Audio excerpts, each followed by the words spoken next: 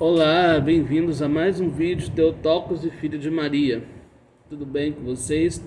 Desejar primeiramente um ótimo início de mês, né?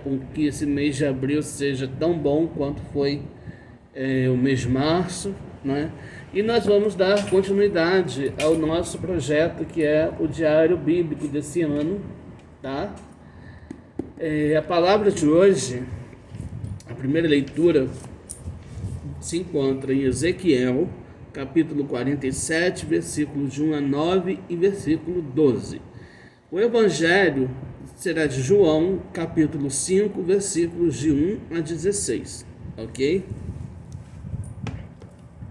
Aí nós vamos pegar a nossa Bíblia, tá?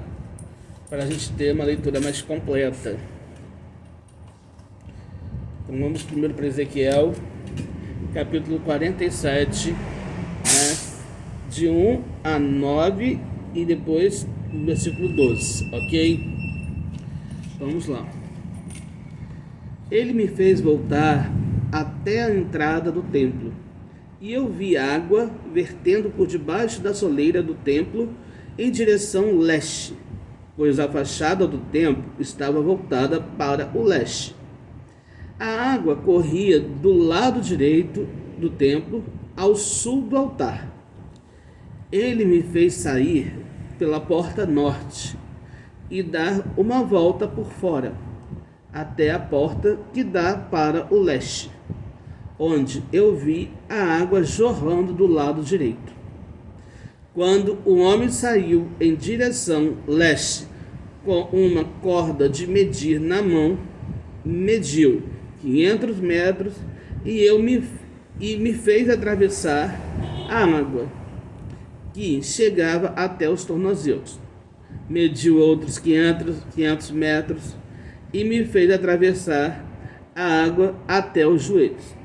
Mediu mais 500 metros e me fez atravessar a água, chegava até a cintura. Mediu outros 500 metros e era um rio que eu não podia atravessar, porque as águas haviam crescido tanto que se tornaram um rio impossível de atravessar, a não ser a nado. Ele me disse: Viste, filho do homem? Depois me fez caminhar de volta pela margem do rio. Voltando, eu vi junto à margem muitas árvores de um e do outro lado do rio. Ele me disse: Estas águas correm em direção do distrito oriental, descem para Arabá e desembocam no mar, nas águas salgadas, e elas são saneadas. Aonde quer que o rio chegue, todos os animais que se movem poderão viver, e haverá peixe em quantidade, pois ali desembocam as águas saneadoras. Haverá vida aonde quer que o rio chegue. Nas margens junto ao rio, de ambos os lados, crescerá toda a espécie de árvores frutíferas, cujas folhas não cairão e cujos frutos jamais terminarão. Cada mês darão novos frutos, pois as águas que os banham saem do santuário. Seus frutos servirão de alimento e suas folhas como remédio. Palavra do Senhor, graças a Deus. Né? Agora nós vamos abrir em João.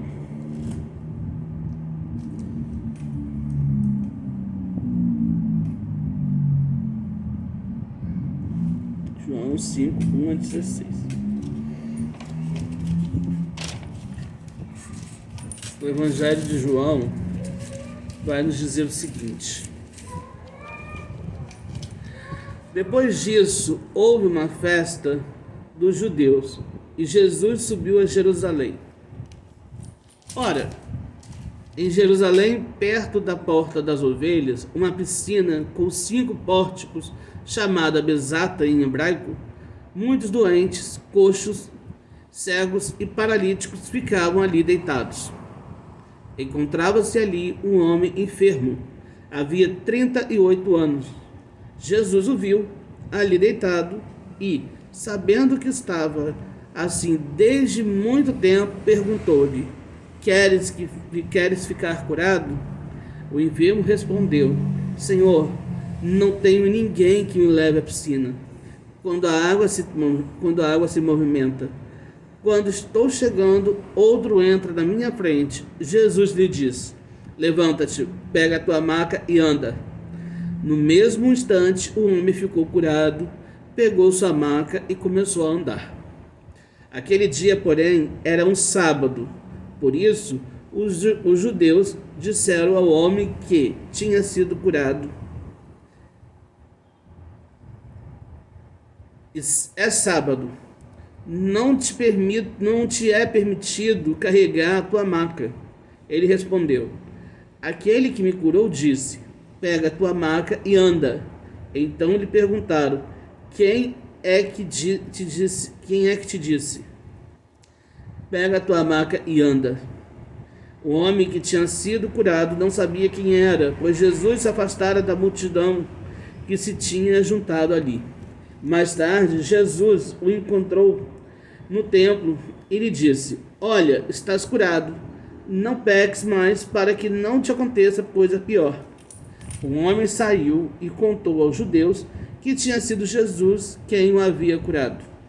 Por isso, os judeus começaram a perseguir Jesus, porque fazia tais coisas em dia de sábado.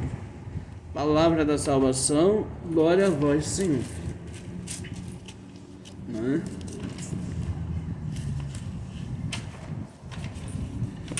Vamos aos comentários a respeito da palavra. Ora, tudo que o paralítico precisava para ficar bom era de uma mão caridosa, que lhe desse um empurrãozinho a tempo de entrar na piscina da cura. Por ser sábado, era proibido carregar qualquer peso. Para os legalistas, o cumprimento da lei era mais importante que favorecer a cura de um deficiente. A religião oficial, com suas instituições e festas, em vez de servir como libertação e aproximar de Deus, na verdade acabava se tornando um peso para as pessoas e a impedia até de fazer o bem. A cura em dia de sábado não deixa de ser uma crítica a essa religião, engessada pelo legalismo e condenada por Jesus. Hoje ainda existem novas formas de legalismo, fanatismo e radicalismo, que, da mesma forma, seriam condenadas por Jesus. Cuidemos também para que a lei não esteja acima da misericórdia, para com os necessitados e sofredores. Bom, a gente tem visto, né, sim, muito legalismo, muito radicalismo, né, e pouca abertura, né? Quando eu digo pouca abertura, eu digo o seguinte: o Papa Francisco, ele nos chama a atenção, né, para que a Igreja Católica, no caso Católica Apostólica Romana, né, que ela simplesmente seja aberta a todos, né? Ele repete: todos, todos e todos, né? Todos são bem-vindos. Logicamente, a Igreja Católica, ela tem seus dogmas, ela tem seus ritos, ela tem suas regras e por aí vai. Não cabe a ninguém discutir isso, mas cabe aos sacerdotes, cabe aos leigos, cabe a cada um que se diz católico apostólico romano simplesmente a abraçar, a aceitar todas aquelas pessoas que querem buscar a Deus ali, professar a sua fé ali, tá?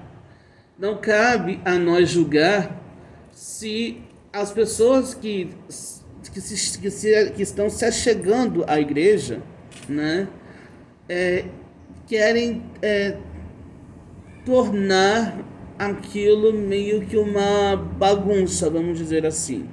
Eu vou citar um exemplo do que aconteceu recentemente na internet, um vídeo que circulou na internet, que uma mãe de santo, junto com suas filhas de santo, né, ela queria, ela entrou na fila da comunhão, né?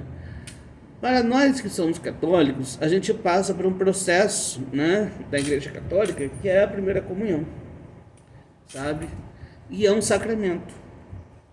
É um sacramento, ou seja, só é permitido aquele que tem um sacramento, aquele que não está em pecado, aquele que está em situação de graça para receber, no caso, a Eucaristia, que é o corpo santo de Cristo, né, que é o corpo transubstanciado, né, na hora da consagração da Eucaristia.